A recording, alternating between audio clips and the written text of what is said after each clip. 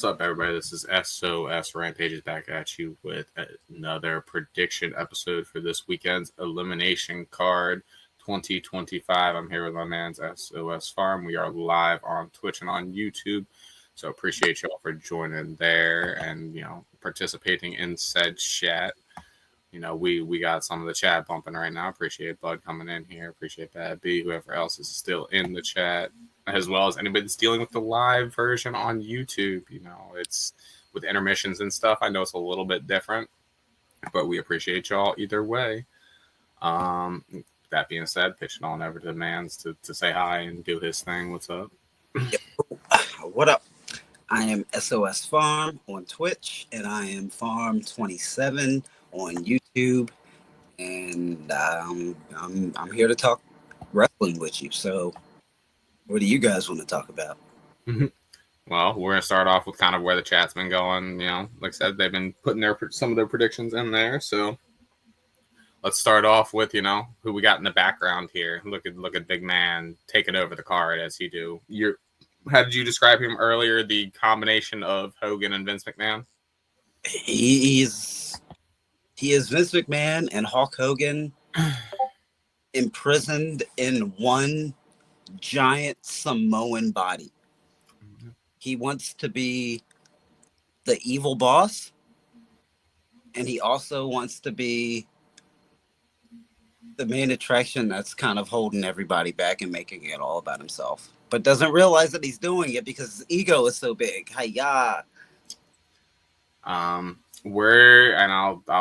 going off of the chat at least because my prediction leads a little bit more into what he's saying, and I think you're a little bit on the other side of things.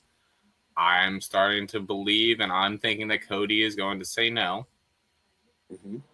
and I think we are going to get one Bill Phil. I think Phil is going to take him up on the offer, and I think we're going to get heel CM Punk. Interesting. See. Then that leaves Cody and Cena to do their thing. And then we get heel Punk versus face Roman. Does that include the favor from Paul? It could include the favor. It could include also him going heel on Rollins too. Yeah. No, there's a lot to go with that. I also feel like it's going to come down to someone who's not Cody selling out and becoming the Rock's champion. I honestly don't think it's going to be Punk because it goes against everything he represents. Also, I think there's a chance it could be Cena, even though it goes against everything he represents. But because this is his last year and he said the line best for business, this would really spice up the last year. And the last few months, you can always do the redemption story. Yeah. But hold on, wait. Wow. No, well, also just to response to the chat, no, big no.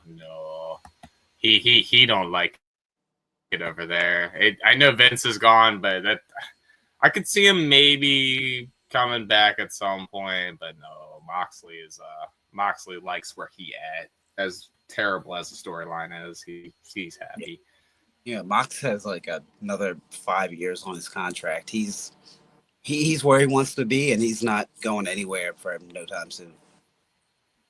But my wild card is Drew McIntyre. Okay. Like, he came into the company in 2009 as like the chosen one, and like he could still be the chosen one, and he's got a lot of frustration with a lot of people on the roster. But one person that really messes with him off camera is The Rock. And there could be a very good business negotiation between those two. So I'm keeping my eye on. I can see there being something there. Yeah, I'm keeping my eye on Drew, but I think it's going to come down between Cena, Cody, and Punk.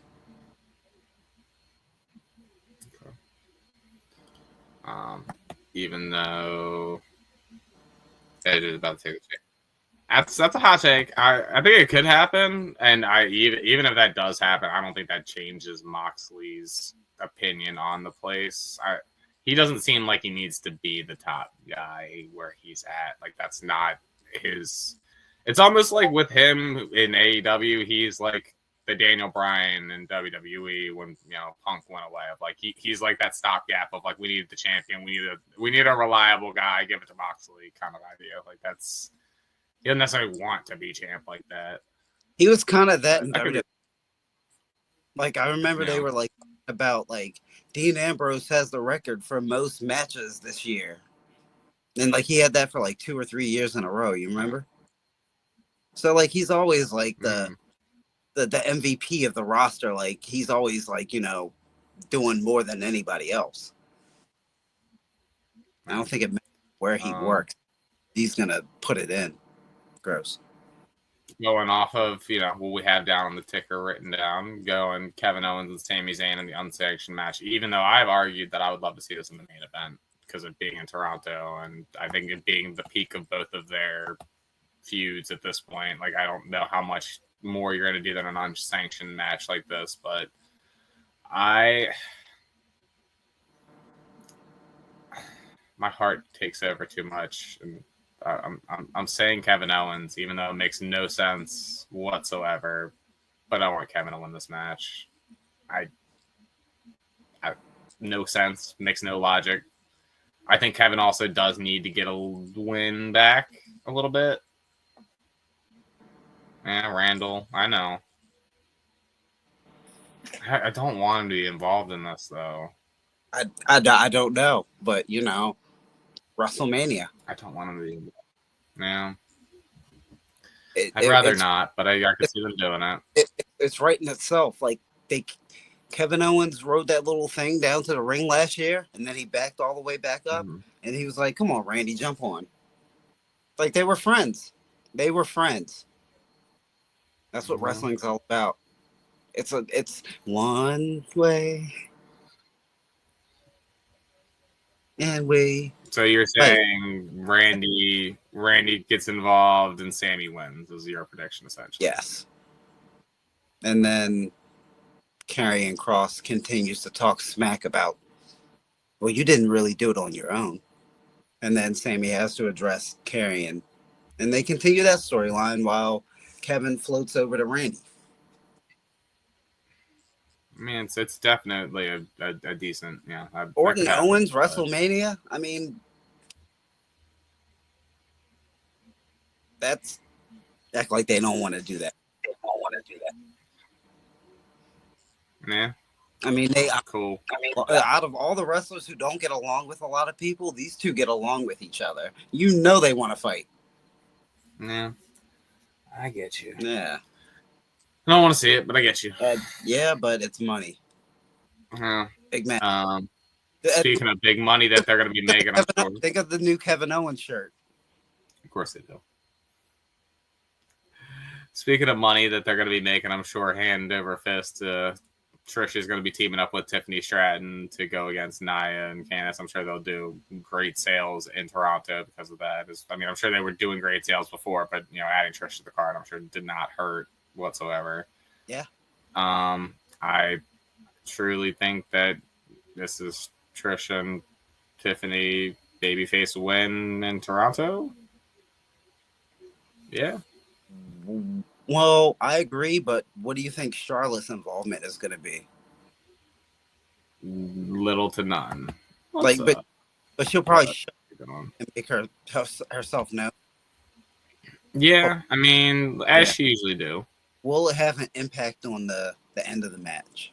I don't think so. Yeah, I think they're gonna put him over in Canada. I mean, I agree. Make most sense at least. So that's. I think that's pretty shut. Open closed case right there. Like I don't foresee anything wild happening in that match. I mean, unless they're really trying to make a statement with Nia right now, but which is always a possibility. Triple H has a weird relationship and booking thing with Nia. Charlotte attacks Trish and Tiffany after the match and lays a beat down to both of them. So she leaves dominant after they get the win. Could see that. Because she's the queen. Yeah. It's not a possibility, but yeah. And you're just some trash that's trying to replace me, and you're just some old. Fair enough. Getting on to our chamber matches, the highlights of the show. Obviously, we'll go through the women's match first. Let's see if I can do this because I did this off the top of my head without looking at the ticker. Okay, I got you. Liv Morgan. Yes.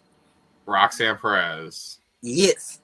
Alexa Bliss. Yes. Bianca Belair. Yes. Naomi. Yes. Bailey. Woo! Did it. Yeah. There you go. 2-2. We're not going to do full breakdown, obviously, of the match play-by-play kind of idea. I feel like the easiest way we go about it is we'll each do our kind of prediction on, obviously, the winner.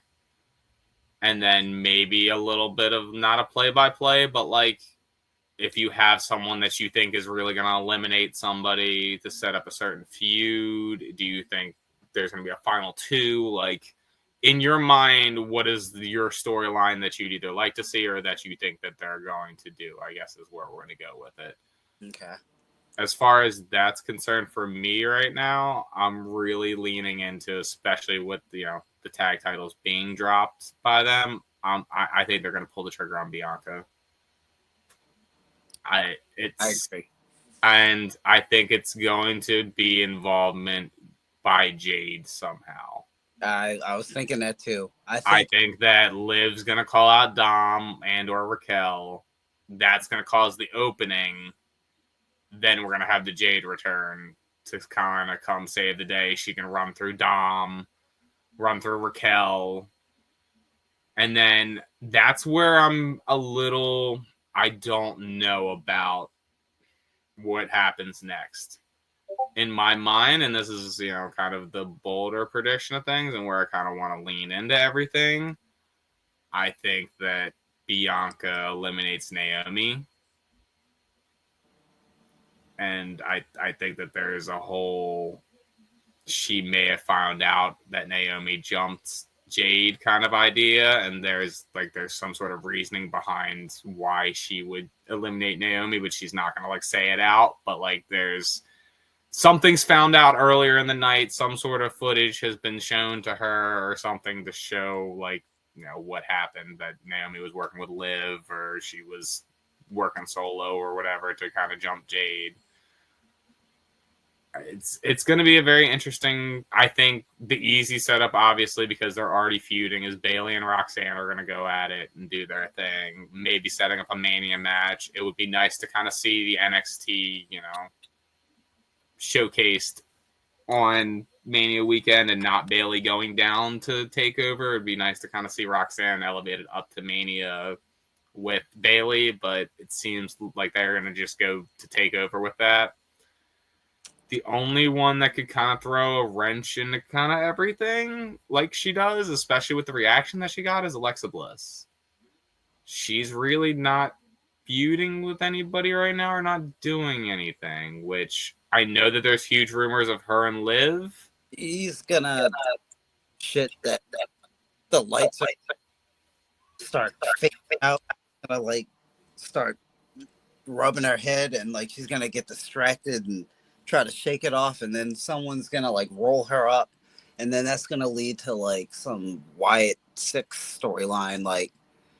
She's got some other shit that she needs to do. She has no storyline with anybody in this match. Her storyline is elsewhere, and the outside forces will find her just like they always have. I think that is, I want that to be the case, and it could be the case.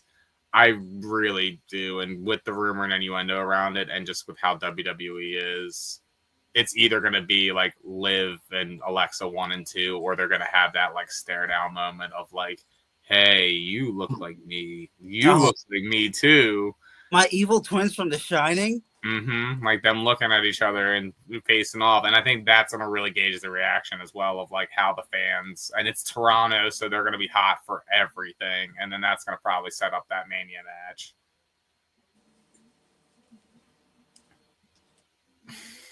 Are you getting taken over now by the final boss? I was turning into the boogeyman for a second That's there. all. Any other notes that you want to add? You were starting to talk about Bailey and where you were going with it. Bailey and Roxanne, they're gonna be focused on each other. I do feel like it's gonna come down between Liv, Bianca, and Naomi. Mm-hmm. And I like the idea of how you said Liv's gonna try to get Dominic and Raquel involved, and that will open the door. And then Jade comes down.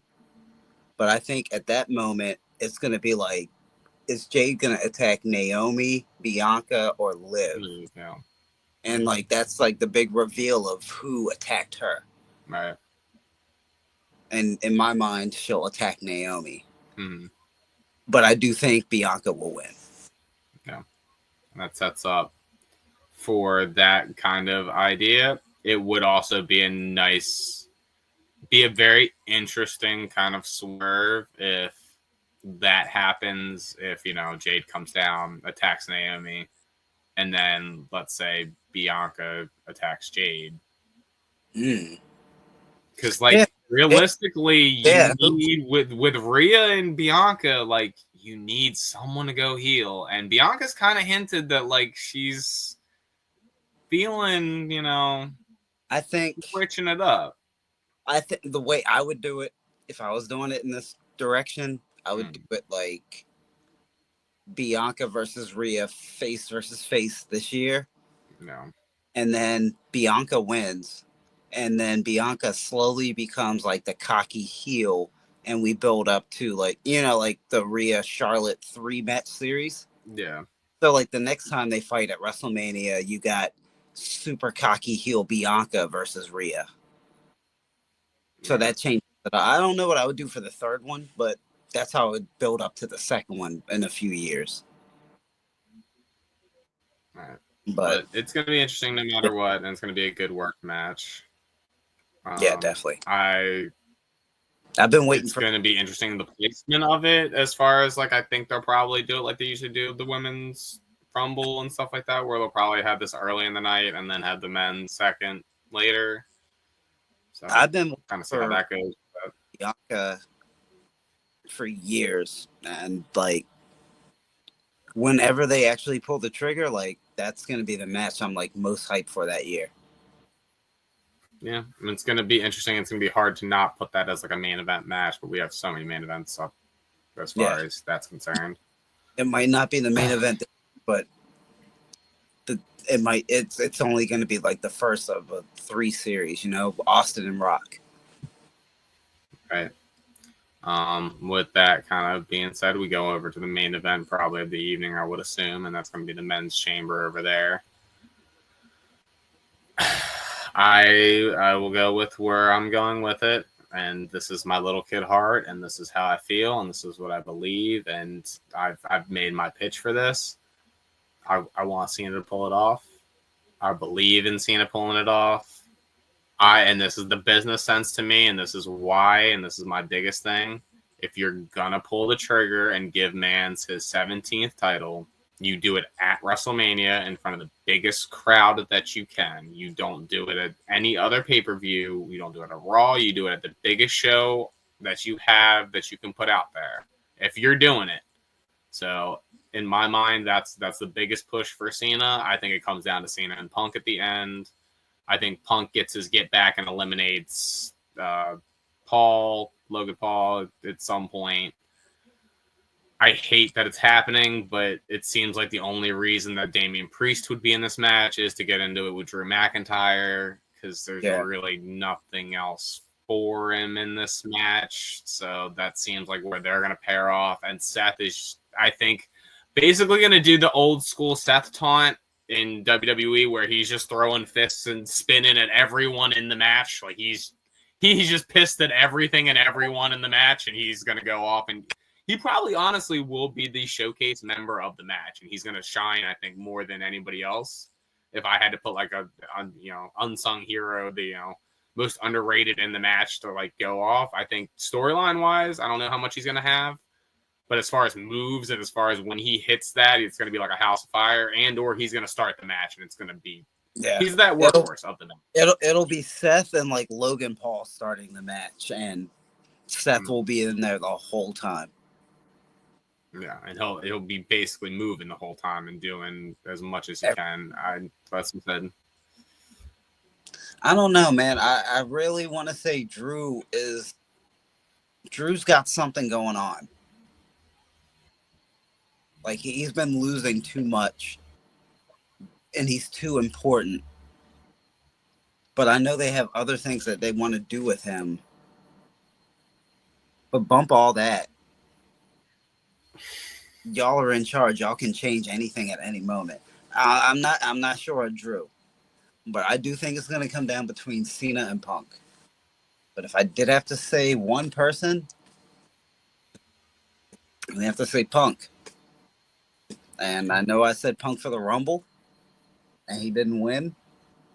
But I also said Cena for the Rumble. He didn't win. Cena for the Rumble. He didn't win. I just feel like Cena's on this storyline of he has to get his mojo back.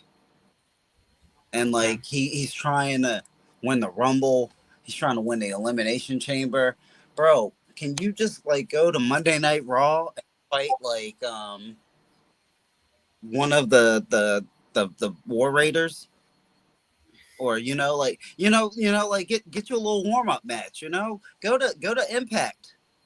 Fight Joe. He'll go to Impact. It's gonna happen. I think that yes, we're down about the run right now, but I think the end of the year it's gonna be like Cena's gonna be everywhere, like every week, week in and week out. I guess he would have to show up for that, huh? All right, Xavier. Hey man. Hey. How many John Cena shirts do you know that I own? A bunch. Right? Way more than me. Didn't wear one, did I? No. That being said, we can't see him anymore because we're about to end this one, so we can get to the next couple, so we can be done here and not keep everybody too long for the live rendition as well as keep us too long. So SOS Rampage is down there, right on down there. You can find me on the Twitch. The people are finding me right now. You can watch the live renditions, live gaming, all that good stuff. You can find on TikTok. You can go to X. You can go all over the place to find me, as well as this pretty little YouTube here and all those side little videos over there. And pitching it on over to my man so he can pitch himself. I am SOS Farm, and on YouTube, I am Farm27. All right, and we appreciate y'all joining us live and y'all tuning in later, and we will cut this episode here. Peace.